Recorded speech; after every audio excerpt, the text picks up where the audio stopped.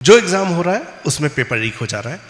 एक छात्र की मुझे इंसिडेंट याद है, बहुत दुखद घटना है। उसने सुसाइड किया था इसलिए क्योंकि उसने 3 एग्ज़ाम दिए, तीनों में वो पास हुआ और तीनों के तीनों कोर्ट केस में चले गए क्योंकि उसमें पेपर लीक हुए थे। और चौथा एग्ज़ाम देते से पहले उसने सुसाइड किया और एक चिट्ठी लिखी थी कि मुझसे नहीं हो पाएगा, मैंने आपको निराश किया। ये सिचुएशन थी। सत्ता बदल दी गई, युवाओं ने सत्ता बदल दी, अब नई सत्ता है, लेकिन पेपर लीक की स्थिति आज भी वही है। ऐसे में आपके पास इतने विद्यार्थी आते हैं और आपके पास किसी पार्टी का प्रेशर भी नहीं है, तो क्या अभी कुछ बदलाव होता दिख रहा है? आपके साथ इस बार कुछ निर्दलीय और युवा विधायक और भी हैं, तो आप लोग इस विषय पे क्या कुछ अलग करने की कोशिश कर रहे हैं? बिल्कुल, जो पूर्ववर्ती सरकार के अंदर जो पेपर लीक की घटनाएं हुई वो पूरे प्रदेश को शर्मसार करने वाली थी।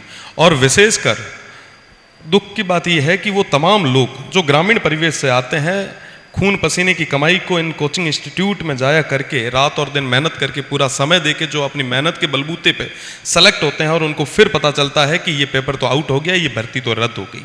थोड़े दिन पहले जो एक काफ़ी सेंसिटिव इश्यू जो चला था, जो एसआई भर्ती हमारे राजस्थान की रही थी, उसके अंदर तमाम छात्र जो मेहनत के बलबूते पे आए थे, उस भर्ती को रद्द करने की बदौलत वो लोग भी रोड पे आ गए। कई सारे साथी ऐसे भी थे जिन्होंने 3-3 नौकरियों को छोड़ के एसआई में अपना भाग्य आजमाया, 2 साल नौकरी की और 2 साल नौकरी करने के बाद में जब उनको ये पता चला कि कोर्ट ने इस भर्ती को ही खारिज कर दिया, तो काफ़ी बड़ी समस्या ये हमारे राजस्थान की, मुझे लगता है पूरे भारत भर की है।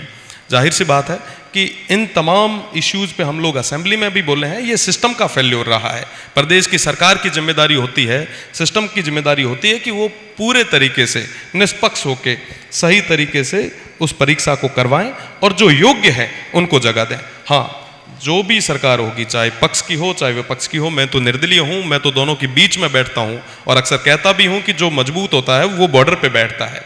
तो हम दोनों लोग बारी बारी से, जो हमारे पक्ष और विपक्ष के लोग हैं, उन्हें कहते भी हैं कि आप इन युवाओं के साथ में इस तरीके के कुटाराघात न करें, सिस्टम को आप सख्त करें, सख्त कानून बनाएं, ताकि भविष्य में कोई युवा इस तरीके से दुखी ना हो, उसके साथ में धोखा ना हो।